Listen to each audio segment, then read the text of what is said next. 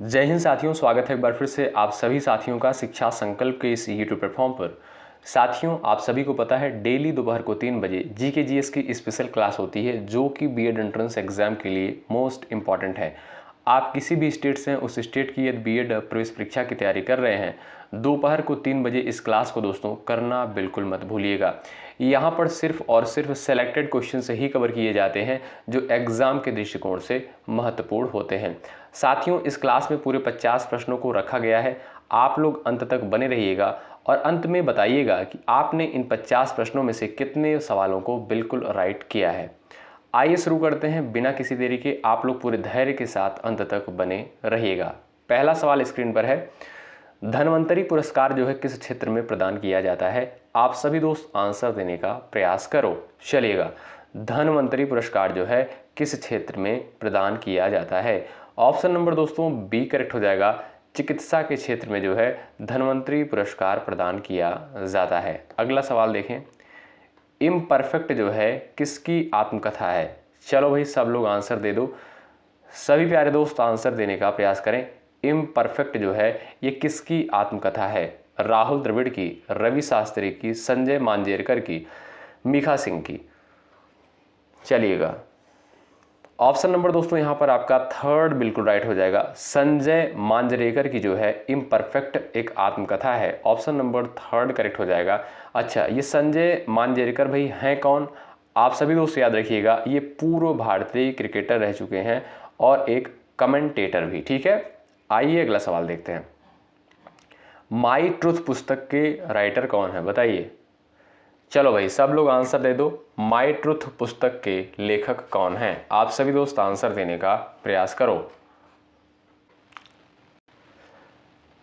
Option number दोस्तों आपका A correct हो जाएगा, इंदिरा गांधी। ठीक है। अच्छा, जवाहरलाल नेहरू की दोस्तों एक पुस्तक है डिस्कवरी ऑफ इंडिया, बहुत महत्वपूर्ण है, पेपर में पूछता है। ठीक है। और महात्मा गांधी की माई एक्सपेरिमेंट विद ट्रुथ है, ये भी जो है महात्मा गांधी की एक पुस्तक है, बहुत महत्वपूर्ण है। तो इन सभी चीज़ों को आप लोग ध्यान रखिएगा। आइए नेक्स्ट सवाल देखते हैं। सवाल नंबर अगला है, प्राचीन भारत के किस कवि ने मेघदूत की रचना की थी? बताइए। हरिशेन, व्यास, कालिदास, रवि, कीर्ति। जवाब दे सकते हो आप लोग। मेघदूत की रचना किसने की थी? ऑप्शन नंबर आपका थर्ड करेक्ट है। कालिदास के द्वारा जो है मेघदूत की रचना करी गई थी। चलिए आइए नेक्स्ट क्वेश्चन देखते हैं। सवाल नंबर अगला है, जवाब दीजिएगा। राष्ट्रीय एकता दिवस कब मनाया जाता है? चलिए आंसर देने का प्रयास करें सभी प्यारे साथी। राष्ट्रीय एकता दिवस जो है कब मनाया जाता है? साथियों याद रखिएगा, 31 अक्टूबर को जो है प्रत्येक वर्ष राष्ट्रीय एकता दिवस के रूप में मनाते हैं। ए ऑप्शन करेक्ट है। सवाल नंबर नेक्स्ट देखिएगा, भारत में राष्ट्रीय पंचायती राज दिवस कब मनाया जाता है? चलो भाई, सभी लोग आंसर दे दो। चलिए, सवाल नंबर 6 का आंसर देने का प्रयास करिएगा। भारत में जो है राष्ट्रीय पंचायती राज दिवस कब मनाया जाता है? आप कहोगे सर 24 अप्रैल को। ऑप्शन नंबर डी बिल्कुल करेक्ट है और वेरी इंपॉर्टेंट सवाल है।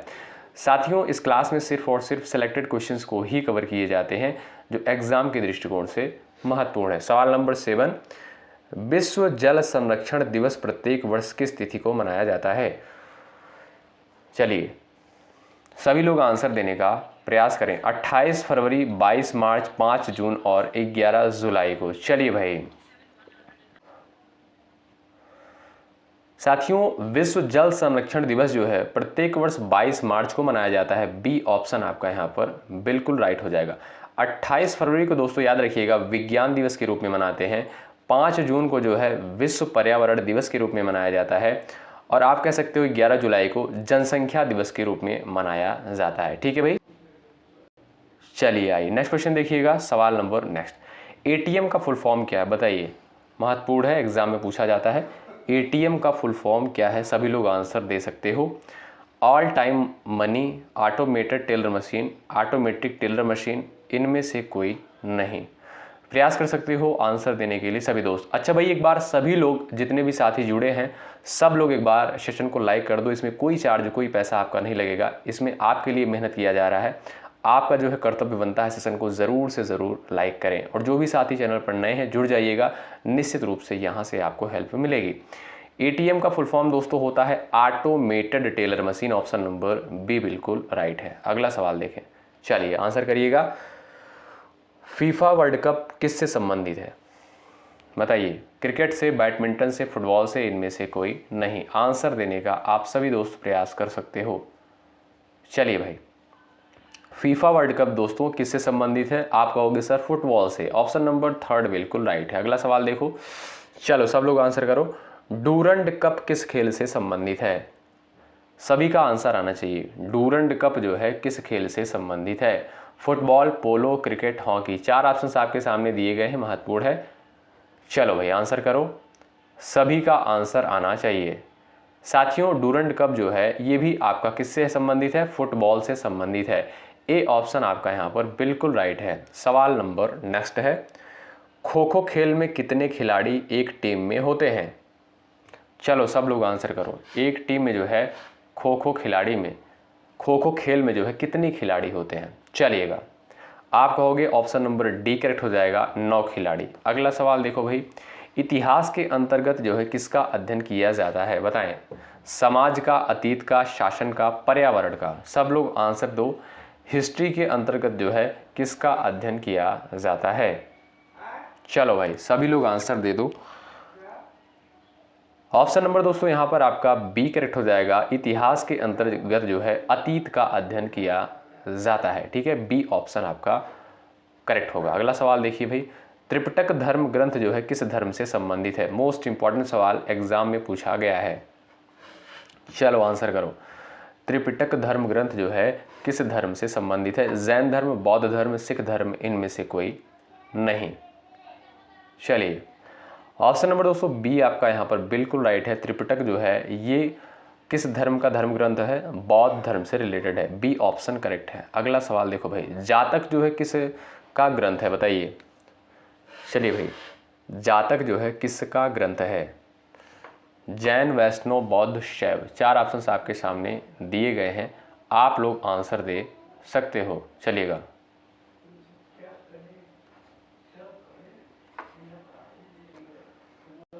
साथियों याद रखिएगा, जातक जो है ये बौद्ध धर्म के लोगों का जो है एक पवित्र ग्रंथ है। ऑप्शन नंबर थर्ड आपका यहाँ पर बिल्कुल करेक्ट होगा। आइए अगला सवाल देख लेते हैं। कौटिल्य के अर्थशास्त्र में जो है किस पहलू पर प्रकाश डाला गया है? बताओ। आर्थिक जीवन पर, राजनीतिक जीवन पर, सामाजिक जीवन पर, धार्मिक जीवन पर। बताइए, सभी लोग पूरे ऊर्जा के साथ क्लास में बने रहेंगे अंत तक। कौटिल्य के अर्थशास्त्र में किस पहलू पर प्रकाश डाला गया है? आर्थिक पहलू पर, राजनीतिक, सामाजिक और धार्मिक। ऑप्शन नंबर बी करेक्ट हो जाएगा, राजनीतिक पहलू पर। बी ऑप्शन बिल्कुल करेक्ट है। अगला सवाल देखिएगा, कल्हड़ की पुस्तक का नाम क्या है? बताइए। अर्थशास्त्र इंडिका और पुराण राजतरंगिणी। आंसर दे दो सभी लोग। चलिए, कल्हड़ की पुस्तक का नाम क्या है? Rajatarangini. Option number C correct हो जाएगा, जिसमें जो है जम्मू कश्मीर के इतिहास के बारे में जानकारी प्राप्त होती है राजतरंगिणी से। सवाल नंबर नेक्स्ट, चलिए, निम्नलिखित में से किस में ऑक्जेलिक अम्ल उपस्थित होता है? इमली, टमाटर, दुग्ध और नींबू में। बताइए, सब लोग आंसर दे सकते हो इस सवाल का। चलो भाई, ऑक्जेलिक अम्ल जो है किस में पाया जाता है? चलो भाई, ऑप्शन नंबर दोस्तों आपका बी करेक्ट हो जाएगा। टमाटर में जो है ऑक्जेलिक अम्ल पाया जाता है। साथियों, पालक में भी आप कह सकते हो ऑक्जेलिक अम्ल पाया जाता है। ठीक है, अगला सवाल देखो, सब लोग आंसर करो। विश्व छात्र दिवस निम्न में से किस दिन मनाया जाता है? चलिए सभी लोग आंसर कर दें। विश्व छात्र दिवस जो है प्रत्येक वर्ष किस तिथि को मनाते हैं? 17 अक्टूबर, 16 अक्टूबर, 15 अक्टूबर, 14 अक्टूबर को। बताएं साथियों, प्रत्येक वर्ष जो है 15 अक्टूबर को विश्व छात्र दिवस के रूप में मनाते हैं। आपका यहाँ पर सी ऑप्शन बिल्कुल राइट हो जाएगा। और ये है आपका अगला सवाल, रामायण का अनुवाद फारसी में किसने किया था? चलो भाई आंसर कर दो। रामायण का अनुवाद जो है फारसी में किसने किया था? सभी लोग आंसर देने का प्रयास करिएगा। साथियों, बदायूनी के द्वारा जो है रामायण का अनुवाद फारसी में किया गया था। आपका सी ऑप्शन यहाँ पर बिल्कुल राइट है। चलो आंसर दो। नोबेल पुरस्कार कुल कितने क्षेत्र में प्रदान किया जाता है? चलो भाई सभी लोग आंसर दे दो। नोबेल पुरस्कार जो है कुल कितने क्षेत्र में प्रदान किया जाता है? सभी प्यारे साथी आंसर देने का प्रयास करेंगे। चलिए, 6 फील्ड में जो है, आप कह सकते हो 6 क्षेत्रों में जो है नोबेल पुरस्कार प्रदान किया जाता है। आपका यहाँ पर 4 ऑप्शन बिल्कुल राइट है। अगला सवाल देखें, सभी लोग आंसर करें। भारत के अधिकांश शास्त्रीय नृत्य रूपों की उत्पत्ति किससे हुई है? नाट्य शास्त्र से, सामवेद से, यजुर्वेद से, अथर्ववेद से, बताएं। चलिए, भारत के अधिकांश शास्त्रीय नृत्य रूपों की उत्पत्ति जो है किससे हुई है? आप कहोगे सर नाट्य शास्त्र से। ए ऑप्शन आपका दोस्तों बिल्कुल राइट है। और ये है आपका अगला सवाल। चलिए, स्वर्ण क्रांति का संबंध किससे है? बताइए, स्वर्ण क्रांति का संबंध जो है किससे होता है? आलू से, संतरा से, अमला से, शहद से, बताएं। चलो भाई, स्वर्ण क्रांति का संबंध जो है किससे है? ऑप्शन नंबर आपका बी करेक्ट हो जाएगा। ये आपका शहद उत्पादन से है। और ये है आपका नेक्स्ट सवाल। भारत में रेल मार्गों का सबसे बड़ा जाल निम्न में से किस प्रदेश में पाया जाता है? महाराष्ट्र, आंध्र प्रदेश, उत्तर प्रदेश और दिया है आपका पश्चिम बंगाल। साथियों, अगर आप देखोगे भारत में जो रेल मार्गों का सबसे बड़ा जाल है वो आपका पाया जाता है कि उत्तर प्रदेश में। ठीक है, आपका थर्ड ऑप्शन आपका यहाँ पर बिल्कुल करेक्ट हो जाएगा। ठीक है, लगभग जो है 9000 किलोमीटर तक विस्तृत रेलवे नेटवर्क है। ठीक, अगला सवाल आंसर करिएगा। राष्ट्रीय पर्यावरण शोध संस्थान जो है कहाँ पर स्थित है? चलो, राष्ट्रीय पर्यावरण शोध संस्थान जो है ये आपका कहाँ पर स्थित है? नागपुर, भोपाल, देहरादून, जोधपुर में। आप कहोगे सर ये तो आपका नागपुर में स्थित है। ए ऑप्शन बिल्कुल करेक्ट है। अगला सवाल देख लो भाई। चलो, भारत के प्रधानमंत्री का पद बताइए किस पर आधारित होता है, कैसे सृजित होता है? परंपरा पर आधारित, संसद द्वारा सृजित, राष्ट्रपति द्वारा सृजित, संविधान द्वारा सृजित, बताइए। चलो भाई, भारत के प्रधानमंत्री का पद जो है किसके द्वारा सृजित किया जाता है? आप कहोगे सर संविधान द्वारा सृजित है। आपका डी ऑप्शन करेक्ट है। और ये है आपका नेक्स्ट क्वेश्चन। 1757 में भारत में किस युद्ध में अंग्रेजों की जीत को उनकी पहली बड़ी जीत मानी जाती है? चलिए, जवाब दे सकते हो आप लोग। दोस्तों, प्लासी की लड़ाई जो हुई थी, ऑप्शन नंबर आपका यहाँ पर ए बिल्कुल राइट हो जाएगा। और ये कब लड़ी गई थी? 23 जून 1757 को लड़ी गई थी। और ये अंग्रेजों की जो है सबसे बड़ी जीत मानी जाती है। ठीक है, ए ऑप्शन आपका यहाँ पर बिल्कुल राइट है। अगला सवाल, नालंदा विश्वविद्यालय जो है किसके लिए विश्व प्रसिद्ध था? नालंदा विश्वविद्यालय जो है किसके लिए विश्व प्रसिद्ध था? यहाँ पर आप लोग प्रयास कर सकते हो। चिकित्सा विज्ञान, रसायन विज्ञान, तर्कशास्त्र और यहाँ पर है आपका बौद्ध धर्म दर्शन के लिए, बताओ। चलो,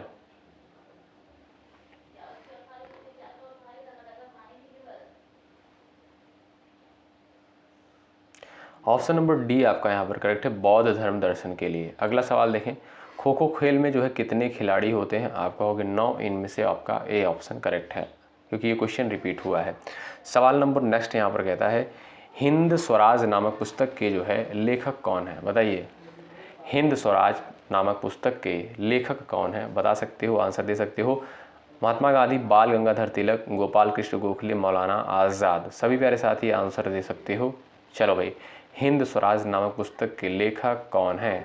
महात्मा गांधी। दोस्तों, आपका यहाँ पर ए ऑप्शन बिल्कुल करेक्ट हो जाएगा। ठीक है, अगला सवाल देख लो भाई। चलिए, प्रत्येक वर्ष अंतर्राष्ट्रीय नर्स दिवस किस तिथि को मनाया जाता है? वही लाइक की संख्या बढ़ाते चलो आप लोग और पूरी ऊर्जा के साथ क्लास में बने रहिएगा। यहाँ पर पूरे 50 प्रश्नों को कवर करने का प्रयास किया गया है और जो मोस्ट इंपॉर्टेंट है सिलेक्टेड क्वेश्चन सही हैं। प्रत्येक वर्ष जो है अंतर्राष्ट्रीय नर्स दिवस दोस्तों 12 मई को मनाते हैं। आपका थर्ड ऑप्शन यहाँ पर करेक्ट है। अगला सवाल देख लो भाई। चलो, आंसर करो। ध्वनि मापक इकाई को क्या कहते हैं? चलो, ध्वनि मापक इकाई को जो है क्या कहते हैं? आप सभी दोस्त आंसर दे सकते हो। Calorie, Fahrenheit, decibel, Newton. दोस्तों, ध्वनि मापक इकाई को जो है आप कहोगे सर डेसिबल बोलते हैं। आपका थर्ड ऑप्शन बिल्कुल यहाँ पर करेक्ट है। और ये है आपका नेक्स्ट सवाल। निम्नलिखित में से कौन सा राज्य जो है प्रमुख कोयला उत्पादक नहीं है? छत्तीसगढ़, महाराष्ट्र, राजस्थान और पश्चिम बंगाल। बताइए, आंसर दे सकते हो आप लोग। निम्नलिखित में से कौन सा राज्य जो है प्रमुख कोयला उत्पादक नहीं है?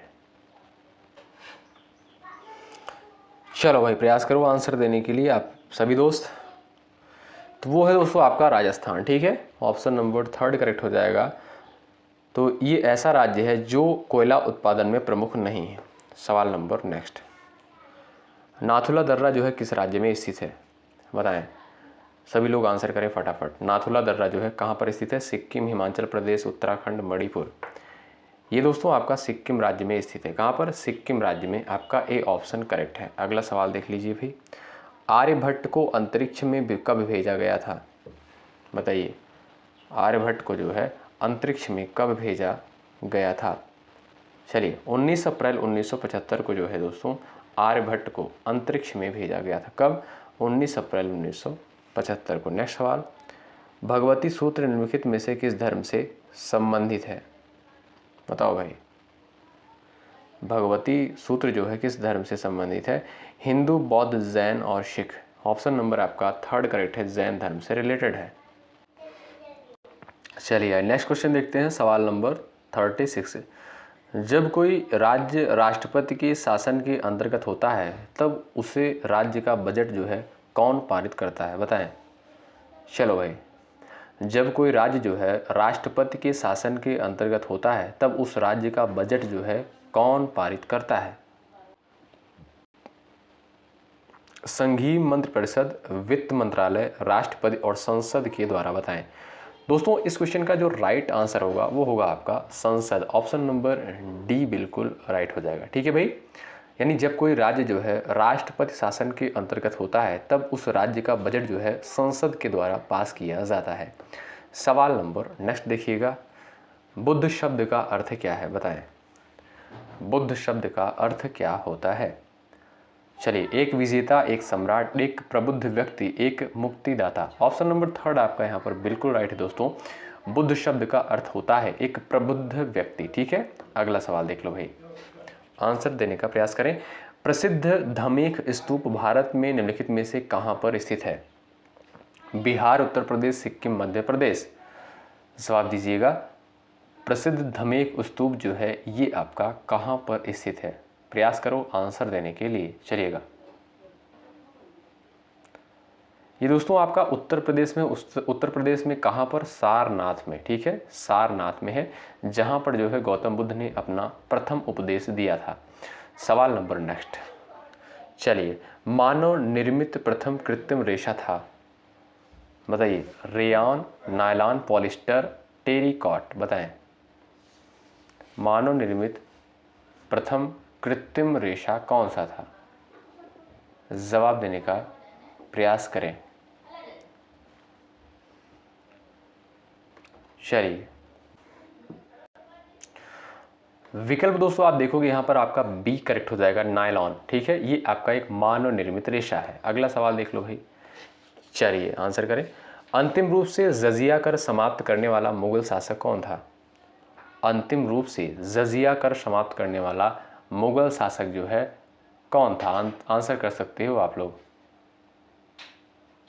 चलिएगा, जहांगीर, शाहजहां, मोहम्मद शाह, रंगीला, अकबर। ऑप्शन नंबर दोस्तों यहाँ पर 3 आपका बिल्कुल राइट है, मोहम्मद शाह रंगीला, ठीक है। सी ऑप्शन बिल्कुल आपका करेक्ट है।